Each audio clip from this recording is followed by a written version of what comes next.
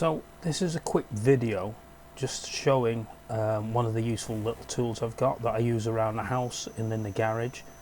And this is my Vernier caliper. I call it a Vernier gauge, but it's a Vernier caliper. Okay.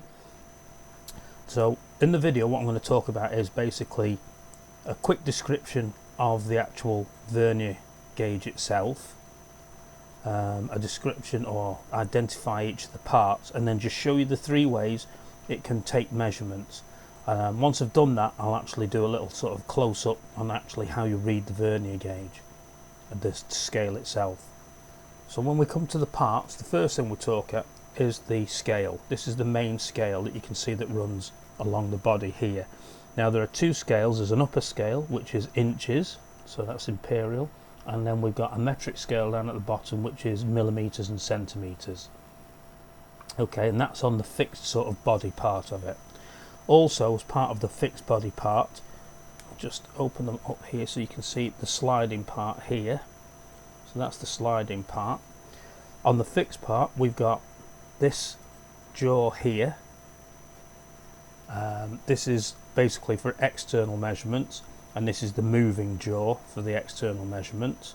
Then we've got the fixed jaw for internal measurements, and there's the moving jaw for the internal measurements.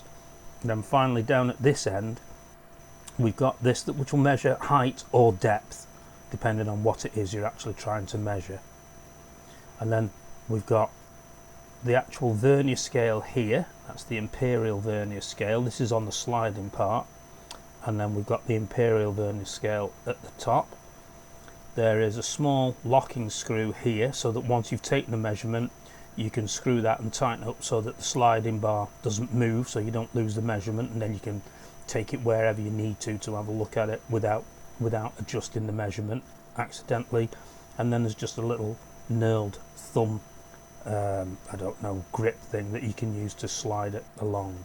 Okay, so let's look at the three ways you can use it to measure. So here we've got a nut. Okay, so to take an external measurement, obviously you would just place the fixed side on one side and then just slide it up until it's pressing against it, and that's your external measurement. You can then also use, let's try and bring it up, you can use these inside to take an internal measurement, and you can also use the other end here. So for example, if you wanted to measure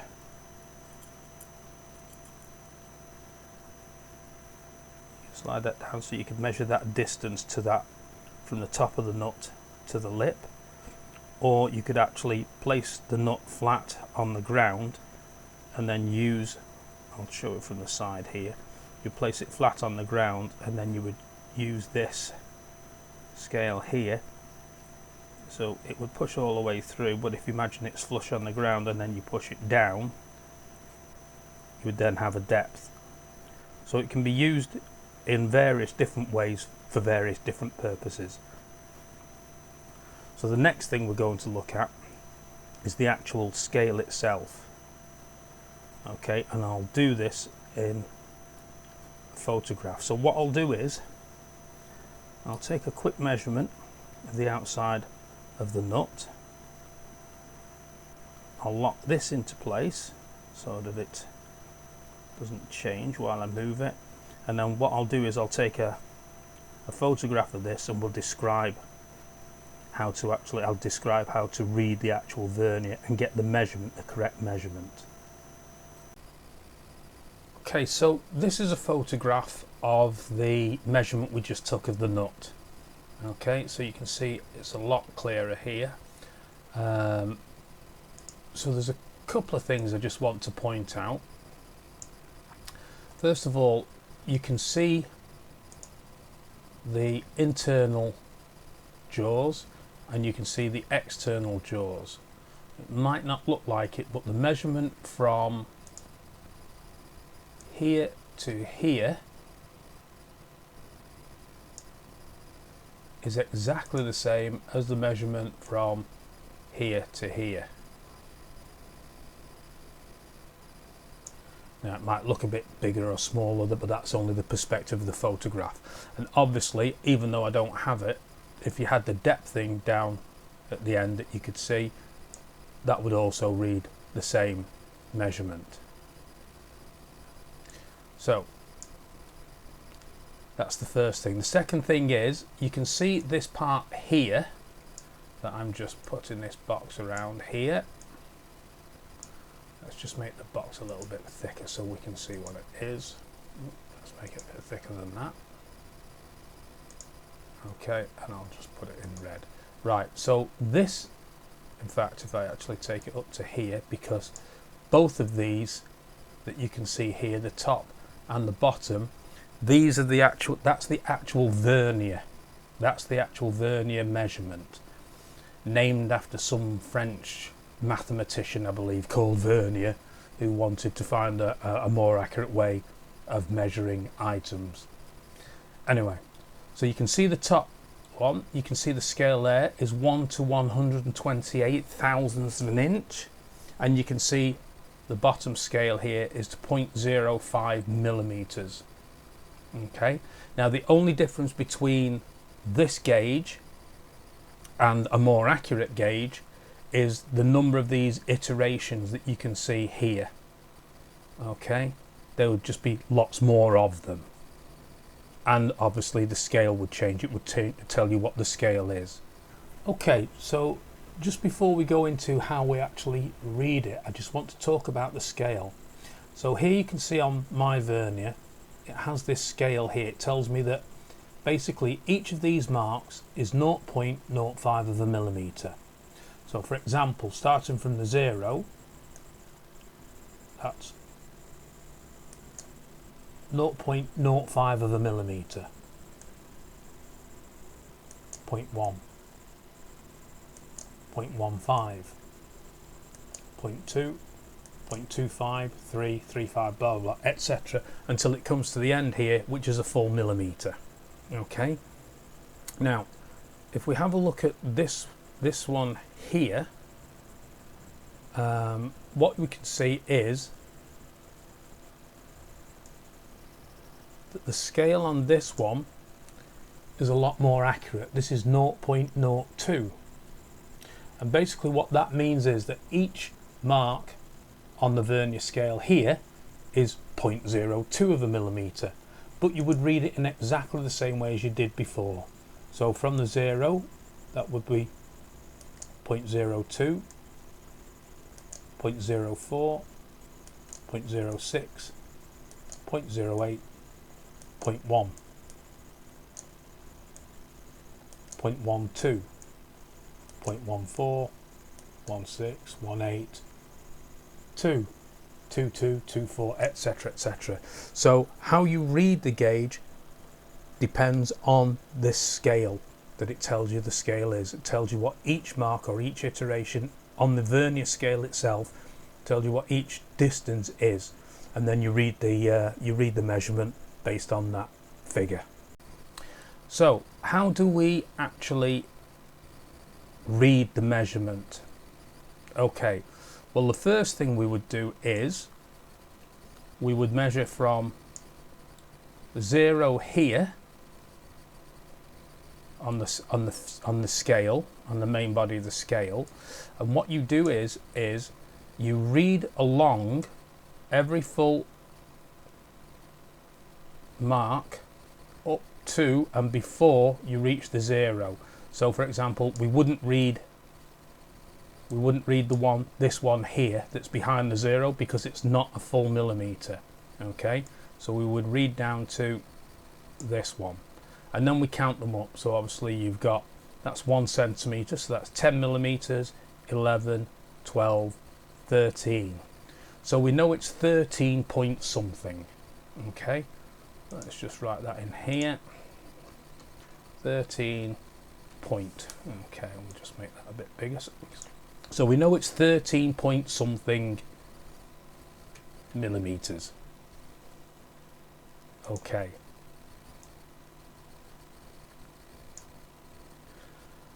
So if I just move this red box now, if you have a look now, you can see that the first mark on the vernier scale, this 0, it's over 0.5 millimetre.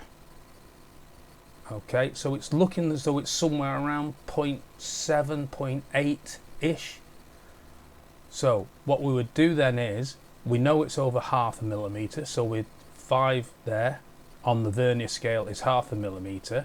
As we work our way along and get to the 0.7, 0.8, you can see that the lines on the lower scale start to match up and line up with the lines on the upper scale. And what you have to determine is which of the lines is the most lined up. Normally you would look at them in a bunch of 3. So you can see that this one here is not lined up at all. That's almost lined up. That looks lined up. That's almost lined up. And this one isn't lined up. So you would be looking at these 3. And once you find the 3 most closely lined up, normally it's the middle one. Okay. So now we can see it's 0.85. So now if we come back to here, now we know it's 0.85. And so now we've read that and we know it's 13.85 millimeters. If the 8 was the most accurately lined up, we would see that it's 13.80. Obviously you wouldn't put the 0, so it would be 13.8. And if the 0 lined up, then we know it would be exactly 1 full millimetre, so it would be 13 or 14 millimetres. And effectively that's how you do it. So once again, just so you can see how we got 13.85, what we did was we started from 0 and we read along the full measurements up to the 0 on the Vernier scale. Okay, that's not a full millimetre, so we go back to the previous one, which is there, and we count those up. 1 centimetre is 10, 11, 12. That's how we determine 13 millimetres. Again, when we look at the 0, if I move this out of the way, when we look at the 0 on the Vernier scale, we can see that it's over 0.5 millimetre. So it looks as though it's about 7 or 8-ish, 0.7, 0.8 of a millimetre. So if we go up to the 7 and 8, because we know this is somewhere where it's going to be accurate, we can see there that it's not 7 because it doesn't line up. So we have to find the most accurately lined up mark on the Vernier scale with a mark on the fixed body or the main scale. We can see that the 0.7 doesn't line up, the 0.9 doesn't line up, so that leaves us these 3 here. We can see there that the 0.75 doesn't line up, so it's between these 2, and we can see then if we look closely that the 0.8 doesn't line up as well as the 0.85. So we determine that this part here, that's the most accurate reading, and that's 8.5.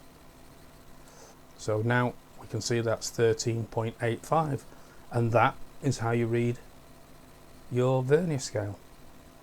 If you found the video entertaining or educational, please leave a like and any comments you may have, and click the subscribe button and notification bell to be alerted to any new videos I post in the future. Thank you for watching.